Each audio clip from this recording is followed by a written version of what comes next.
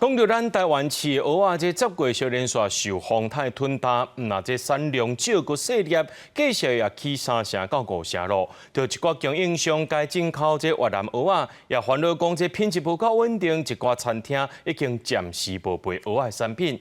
另外讲到这菜色呢，店家也讲本地几落10块的这个鸡仔年，即马已经起到100以上啊。换来是小富的面线糊，不过却找无上重要的蚵仔。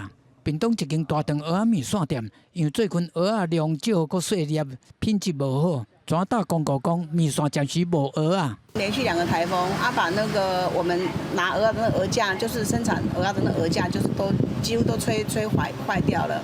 所以现在目前台湾应该是没有什么蚵仔。一次涨太多了，它这次一次涨了3到5成。蚵仔煎盘广告，互人喙暖强要顶来，餐厅煞哀叫。风台影响台湾蚵唔若减产，价钱嘛直起，唔敢起价，餐厅只好先停卖，也是减卖。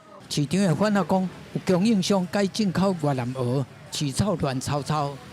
假如没有那边的进来，我跟你讲，现在台湾本产的蚵仔可能会到300。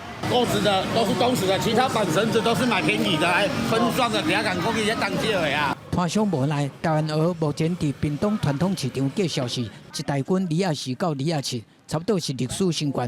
真侪民众拢唔敢买，民众嘛反映讲，要买到台湾蚵爱看呛死。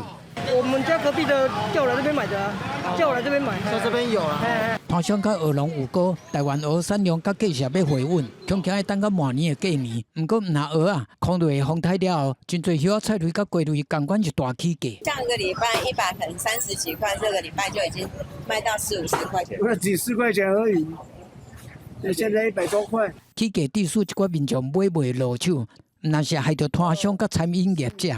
消费者同款是喙齿阮加条咧，希望价钱赶紧回稳，互落地仔钱变较大圆咧。记者综合报道。